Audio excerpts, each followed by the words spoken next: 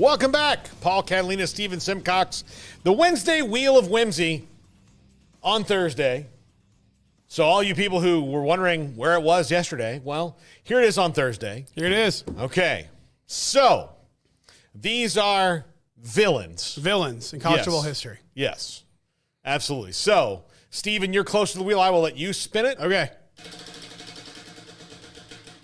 We're going to give them a ranking between 1 and 10, right? 1 and 12. 1 and 12. Connor Stallions. Connor Stallions, I'm going to rank at 12. Okay. I'm going to give him a lower rung villain status. He's going to be, let's compare him to, this is a real DC villain, the Condiment King. It's an actual DC villain. Have you heard of this, Garrett? I have not. I have not either. Okay. I will, The Condiment King. the Condiment King. Does he terrorize McDonald's? He is, okay. The Condiment King was created for Batman, the animated series.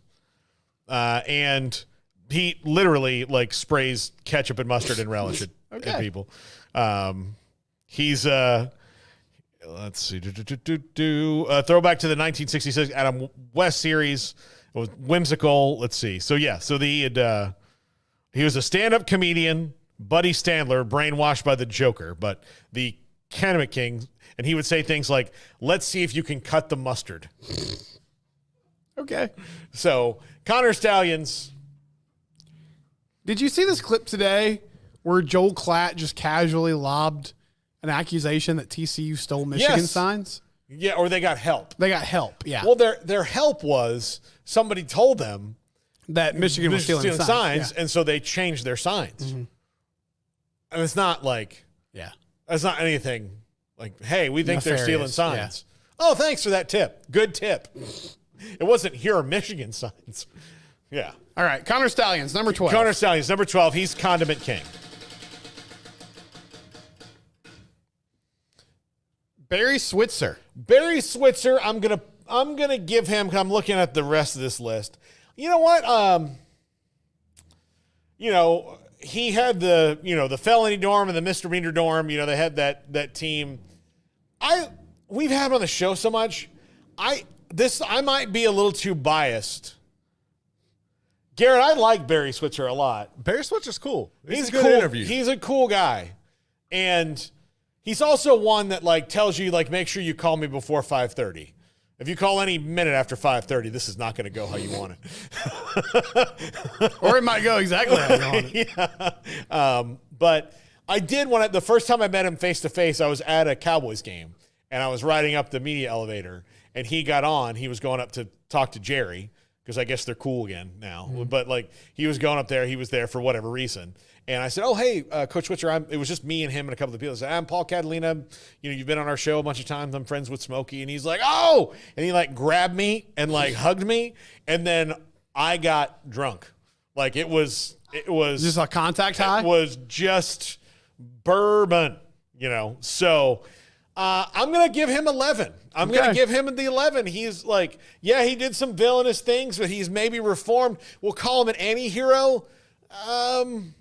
I'm going to say he's like, we're going to give him like Harley Quinn status, where bad, but then Suicide Squad. And then, like, so there we go. Like, did some bad things, but ultimately, used his powers for good. Some of these people are just on the list because they win. Yeah, that's true. I mean, Barry is kind of that way. Now, Barry's a big personality. Yeah. I also come from a household that is not very high on Barry Switzer. Yeah. Because my mom thinks that he was a horrible coach for the Cowboys. Well, he did win he won a Super Bowl. But he was the beginning of the end. Yes, yeah. Yeah, he was the beginning of the end. All right. So we got Connor Stallions at 12, Barry Switzer at 11. Okay.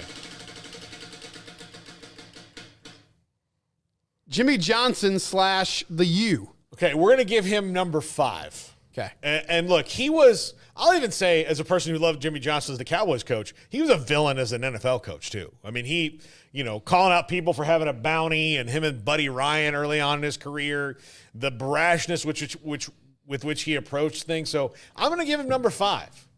He's got, like, let's give him like Should I keep with one comic book here, or can I vary around? You can vary around. So I can go from like Marvel to DC. Sure.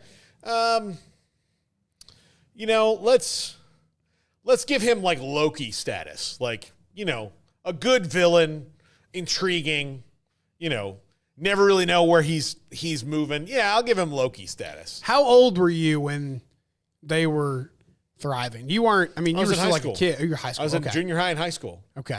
Yeah. So did you have a lot of hate for them, or were you Florida State? Like, Oh no, the U? Yeah, the U. Oh, I thought you were talking about Cowboys. Jim. Oh, yeah. No. That back then, I was like 9. Yeah. So no, I didn't feel any kind of way about them. Okay. I liked watching them play. Sure. Fun team, I imagine. I remember hearing my dad going, "Oh man, those guys are rough." They actually, I think we kind of liked them because I remember watching that Cotton Bowl game where they absolutely shredded Texas. Mm-hmm. So I was like, "Oh, well, that was fun." That's cool. Yeah. My dad just laughing the whole time. So. All right. Number 5, Jimmy Johnson / the Yeah. year.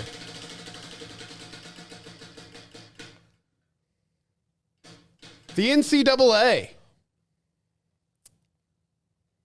Number 1, Okay.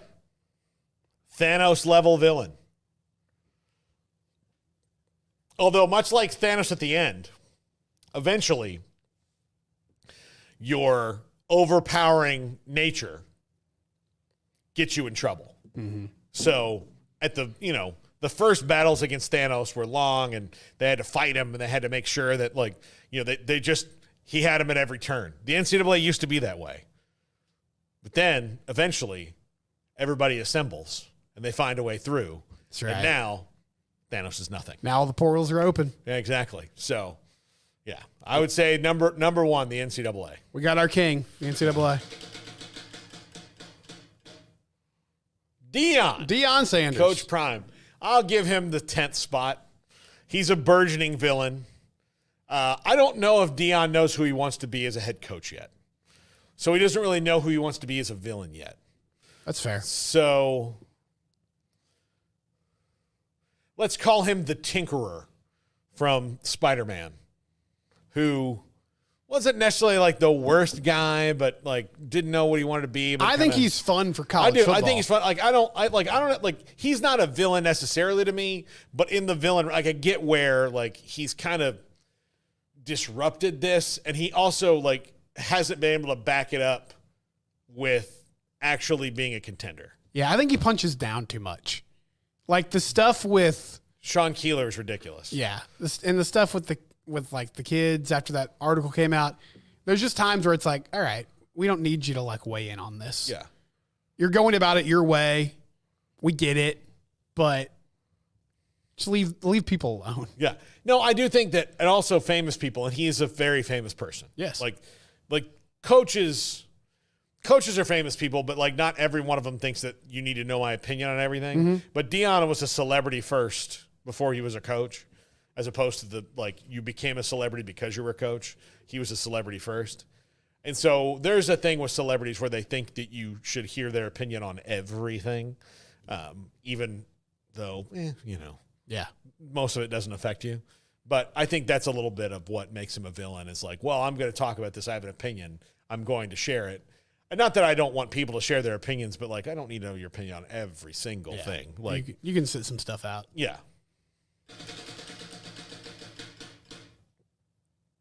Texas. I'm looking at the rest of the board. Where I'm ranking. Texas is number 3. Texas has blown up 2 conferences. One for sure destroyed it completely in the Southwest Conference. Yeah. Now that was all this, but Texas is, again, they should embrace it. The problem, they should, yeah. Here's the thing. They're like Lex Luthor in that they're a villain who does villainous things, but then tries to push it off that they're doing it for everybody's the greater good, yeah. For the greater good. That's what Lex Luthor did. So,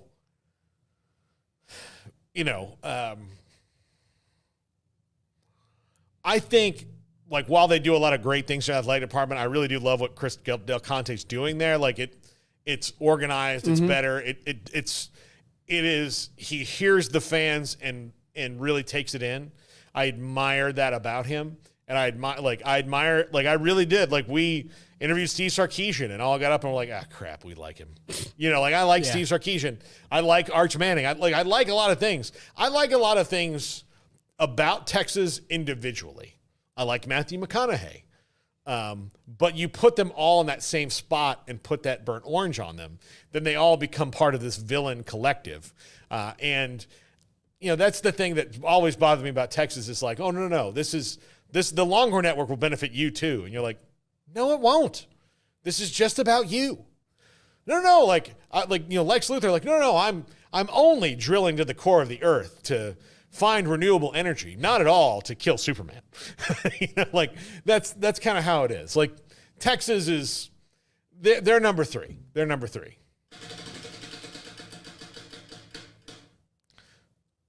All right, we got to kind of rapid fire some of these. All right, Johnny Manziel. Number 9, just maybe kind of a reckless villain, right?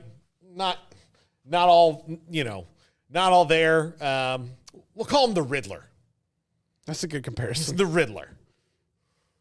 Lane Kiffin. 8. More of a smart ass than anything else.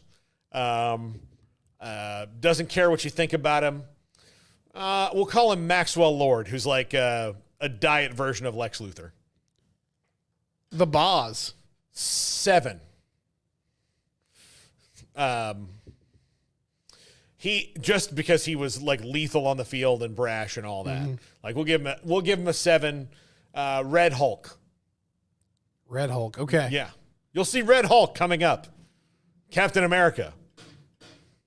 We haven't done Saban yet. Urban Meyer. Urban Meyer, number 2. The Joker, an agent of chaos.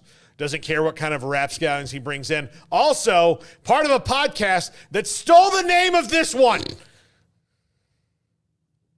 Nick Saban. Nick Saban, not a villain. Take him off the list. Okay. Refuse to call Nick Saban a villain. He's just a master of excellence that people come out. He's Professor Charles Xavier. That's who he is. The only person we haven't named is Steve Spurrier. All right. So we got 4 and 6 available. 4 and 6 available. We'll give him number 6 because he was like the guy who would cry about the refs so much that eventually they would kind of do things his way. But I miss him. I miss him in the rivalry. I miss.